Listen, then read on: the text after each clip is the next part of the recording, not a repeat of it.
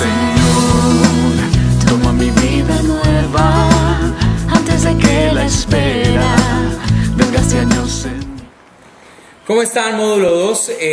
Bueno, pues veníamos trabajando sobre la interpretación en la Biblia, el libro de la interpretación en la Biblia.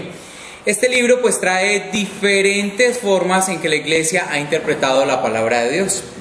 Y pues para hoy yo les voy a explicar un poco el acercamiento por las ciencias humanas. Este acercamiento es breve y fácil. El acercamiento por las ciencias humanas pues trae 3 ítems. El primero, acercamiento sociológico. ¿Cómo se da el acercamiento sociológico? Pues es un acercamiento que tiene que ver más con la parte social, con la parte cultural de la época, con lo que se vivía en esa época en cuanto a la cultura. ¿Qué tiene que ver con la cultura? Digamos así, pues todo aquello, las organizaciones, religioso, lo económico, cómo estaban distribuidos, la sociedad cómo estaba estratificada, quiénes eran los sacerdotes más respetables, quiénes le seguían, quiénes estaban por la escala de este orden jerárquico. Y a través de todo este estudio se puede revelar diferentes interpretaciones y sentidos que tiene la Biblia en diferentes perícopas y textos bíblicos.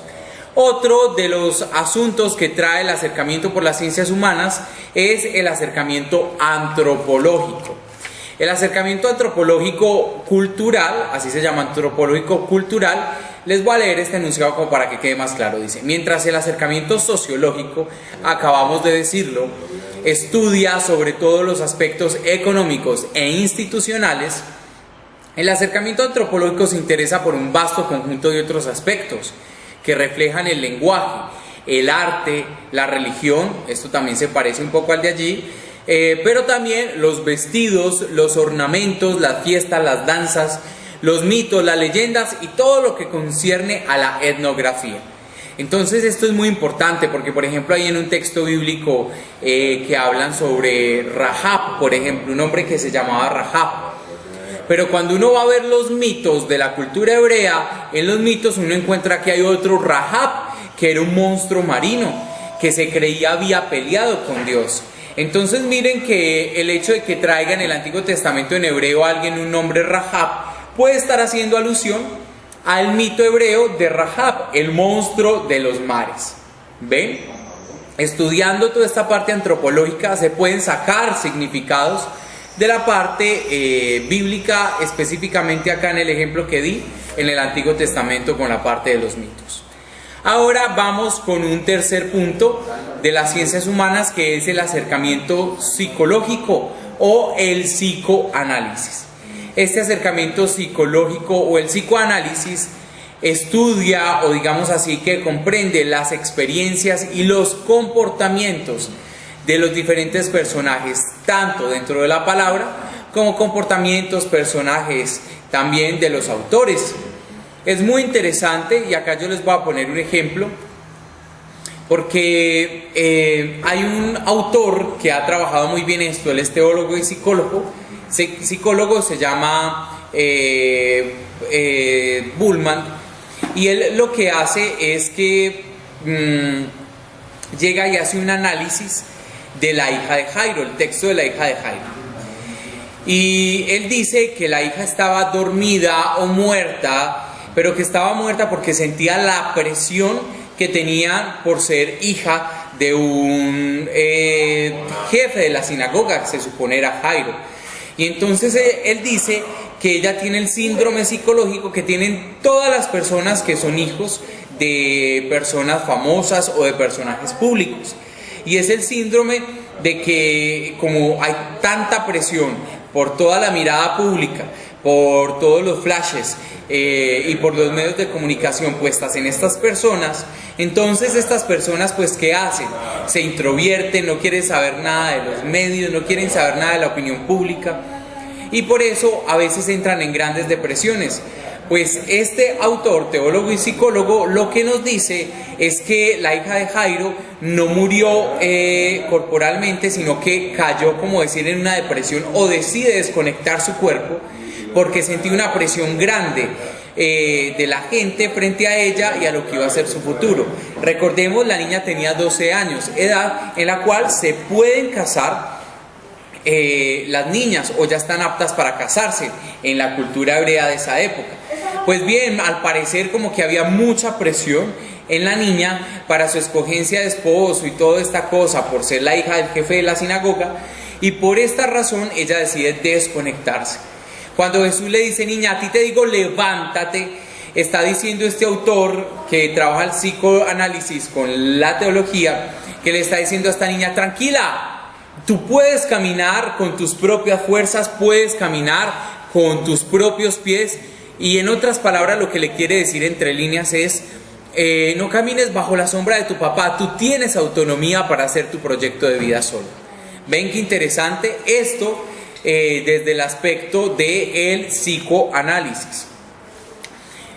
Como vemos, todos estos acercamientos enriquecen muchísimo los textos bíblicos, nos ayudan a mirar otras perspectivas bien interesantes acerca de ellos, y aparte de eso pues podemos sacar muy buena exégesis y también buenas hermenéuticas de toda esta parte de nuestro estudio bíblico.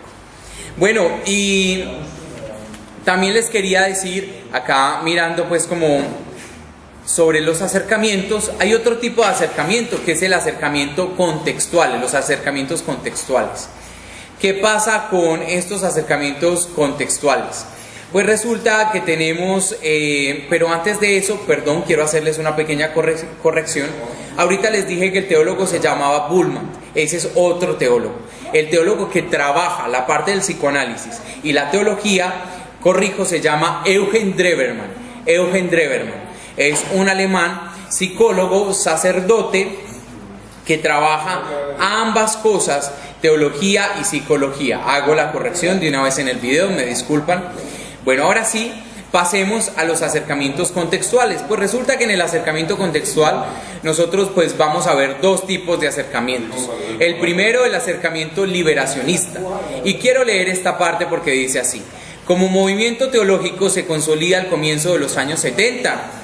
Su punto de partida, además de las circunstancias económicas, sociales y políticas de los países en América Latina, se encuentra en dos grandes acontecimientos eclesiales. El número uno, el Concilio Vaticano II, quien le dio tanta apertura a los laicos, que las Eucaristías no fueran en latín, que no fueran de espalda y que la Biblia fuera distribuida a todo tipo de personas. Concilio Vaticano II, un gran hecho histórico que abrió nuestra iglesia mucho más a un diálogo ecuménico, interreligioso, en fin. Y el segundo acontecimiento importante es la segunda asamblea plenaria del CELAM, de la Conferencia Episcopal de Latinoamérica. Esta se dio en Medellín en el año 1968. Aquí quedaron aplicadas las enseñanzas del Concilio Vaticano II. Tanto el Concilio Vaticano II, reforma de la Iglesia, más esta segunda asamblea del CELAM que se llevó a cabo en Medellín, Colombia, esto dio como resultado en Latinoamérica un análisis de todo lo que se iba dando, digamos, en nuestra sociedad y en nuestra cultura latinoamericana, en cuanto a la religión, la religiosidad popular, en cuanto a las creencias, a la perspectiva de lo que creemos en Dios, cómo el latinoamericano ama a Dios y tiene su seguimiento hacia Jesús. Y de todo esto salió algo que se llama la teología de la liberación. ¿Qué es la teología de la liberación? Es darle una perspectiva a los textos bíblicos de acuerdo con las realidades contextuales. Por ejemplo, en Latinoamérica, el machismo, la violencia, la orfandad, las viudas, toda la parte, digamos así, de pobreza que ha dejado en nuestro país, el narcotráfico, el abuso de poder, todo esto, pues entonces se analiza un texto bíblico desde todo ese contexto de Latinoamérica y se llama el acercamiento liberacionista porque libera al hombre de diferentes circunstancias como la pobreza, libera al hombre del pensamiento, de la pobreza intelectual, incluso de la pobreza económica. Y lo que hace esta teología liberacionista es precioso, porque contextualiza a toda Latinoamérica en la palabra de Dios. O sea, se interpretan los libros a través de los contextos sociales. Para eso no hay que ir a la historia, no hay que hacer método histórico crítico. Simplemente leer un texto y en clave a la igualdad, a la inclusión, en clave a la opción por los pobres, que habla la teología de la liberación, se le hace una hermenéutica o una exégesis al texto bíblico. Y tiene acercamientos contextuales un segundo punto. El segundo punto es el acercamiento feminista. ¿Qué es el acercamiento feminista? No es otra cosa que darle preponderancia al rol de la mujer en la Biblia. Por ejemplo, mujeres como Sara, la esposa de Abraham, como Rebeca, como Lía, como Ruth, como Esther, como María Magdalena. Todas estas mujeres, lo que hace la teología feminista o el acercamiento feminista es que les da un realce a todas estas mujeres y realza todos los textos bíblicos que hablen sobre ellas. Esto en un acontecimiento, digamos, machista, en un lugar donde en Latinoamérica la mujer no podía opinar, no podía trabajar, era sumisa, pero sumisa golpeada por su esposo. Entonces de allí salen los acercamientos feministas, dando unas perspectivas de realce a la mujer desde la palabra de Dios y las mujeres que hay allí en la Biblia. Ahora, yo sé que la pregunta de ustedes puede ser: Santiago, los acercamientos contextuales al parecer son como malos, porque yo he escuchado que la teología de la liberación es mala, que el feminismo, las ideologías de género. No, mira, yo te voy a explicar bien esto. Tanto el acercamiento liberacionista como feminista son buenos en cuanto a que no se lleven a los extremos. La gente ha llevado la teología de la liberación al extremo o ha confundido que la teología de la liberación son personas muy laxas en su fe, liberales, no conservadoras, sino muy liberales. Pero mira, esto es un concepto errado. La teología de la liberación nos libera de toda pobreza y opresión que nos estén haciendo en nuestra sociedad. O sea que no hay por qué temerle. Antes es preciosísimo, la opción por los pobres. Y la teología feminista o el acercamiento feminista no es una ideología de género. No es que la mujer se sobreponga al rol del hombre, ni que la mujer quiera ser como un hombre, como está pasando en los tiempos actuales, que la mujer quiere dominar al hombre, que la mujer entonces solo merece. No, no es eso. Es la mujer ponerse en el nivel del hombre, no ocupar el rol del hombre, sino ponerse en el nivel del hombre. Y en este orden de ideas saber que también es llamada para la misión, que es vocacionada por Dios, que puede predicar el evangelio, que puede enseñar, que puede ser líder, abanderada, que puede tener protagonismo en la historia. ¿Ven? Son preciosos estos acercamientos contextuales. Y a la luz de ellos es que se revela o se estudia la palabra de Dios. Esto ha sido todo por este video. Bueno, módulo número 2. Esperen el próximo video con el cual les voy a seguir hablando sobre la interpretación de la Biblia en la iglesia, nuestro libro. Muchas gracias. Llévame donde los hombres necesiten tus palabras, necesiten ganas de vivir. Donde falte la esperanza, donde falte la alegría, simplemente por no saber de ti.